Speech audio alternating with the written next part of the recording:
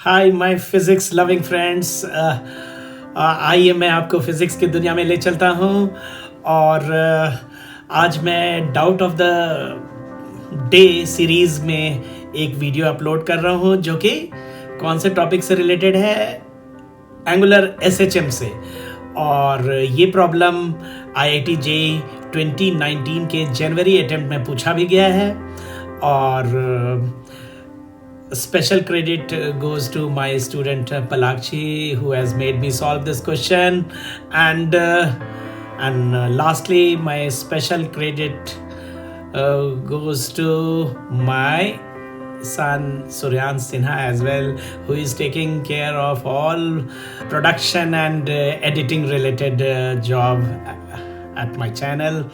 So कहीं मत जाइए, मैं 10 सेकंड के भीतर आ रहा हूँ लौटकर, जब तक आप हमारे चैनल को सब्सक्राइब कीजिए।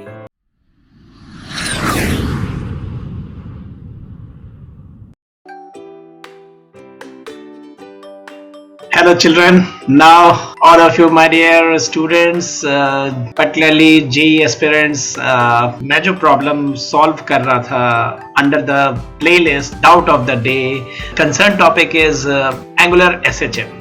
तो angular SHM के इस problem को आइए देखते हैं क्या कह रहा है ये problem। This problem is talking about this rod of length L and mass M which is connected through these two springs, और ये दोनों springs का they are identical in nature, that means spring constant same है, that is K।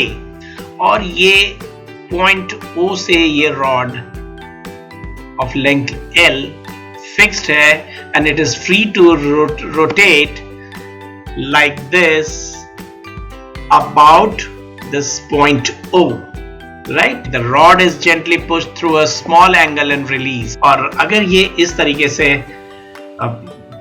small angle से push की गई है और फिर push करके release कर दी गई, और तब ये जो oscillation होगा, इस oscillation का frequency चाहिए। And these are the options available। अगर ये circular disc अगर यूं इस तरीके से रोटेट होने के लिए फ्री है, तो यहां पे एंगुलर एसएचएम की बात हो रही है। और अगर ये थीटा एंगल से रोटेट हो रहा है, that means theta is the angular displacement, तब ऐसे सिचुएशन में ये time period is 2 pi root under I/c।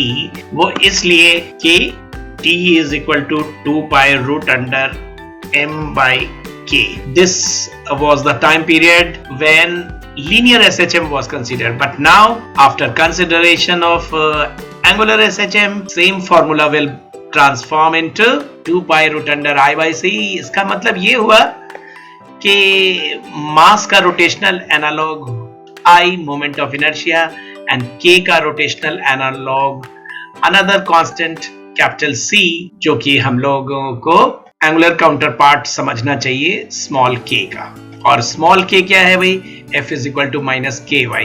तो ठीक उसी तरीके से torque is equal to minus C theta.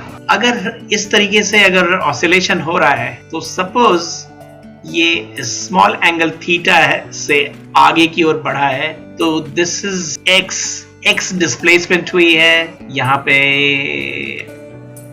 along the x direction, force apply हो रही है, और इस साइड भी राइटवर्ड भी, नीचे की ओर और ऊपर की ओर leftward. And this pair of equal and unlike forces having different lines of action constitute torque. और जब टॉर्क की बात आई, तो torque is equal to force into force arm की बात जरूर आनी है, और such that force arm should be perpendicular to the direction of force। तो अगर फोर्स यूं लग रहा है, तो इनके परपेंडिकुलर डायरेक्शन में फोर्स आर्म रहनी चाहिए। और अभी हमें फोर्स आर्म की भी जरूरत पड़ेगी, और फोर्स आर्म के कॉन्टेक्स्ट में ये राइट एंगल ट्रायंगल जरूरत पड़ेगी। फिर अगर टाइम पीरियड हमारे पास आ जाएगा तो इसी वजह से फिर हमारे पास फ्रीक्वेंसी भी आ जाएगी रेसिप्रोकल करके। हमें c का वैल्यू चाहिए और मोमेंट ऑफ इनर्शिया पहले से ही हमें कि रॉड का moment of inertia is ml²/12। Torque का एक और एक्सप्रेशन मालूम करेंगे और उसे -c थीटा से इक्वेट करेंगे और साथ में हमें एक थीटा का भी वैल्यू चाहिए होगा। Since theta is equal to L/R, तो length of arc is x and radius of the corresponding situation is L/2. X is equal to theta L/2. तो फोर्स आर्म अगर इस राइट एंगल ट्रायंगल की बात करें तो cos theta is equal to base upon hypotenuse. So force arm upon L/2. Force arm is L/2 cos theta. Tau naught is 2 because दोनों side की चाहिए। 2 into ये 2 तो कैंसिल होगा, माइनस k और x के जगह पे ये theta L/2। Hence or cos theta is approximately equal to 1 for very small angle theta, which is approximately could be taken 0. So cos theta is 1, equation number 1. Therefore minus k L square theta by 2 is equal to minus c theta, and अब ये cancel, minus minus theta theta. Therefore t is 2 pi root under I by c. I के जगह पे ml²/12, c के जगह पे k L²/2.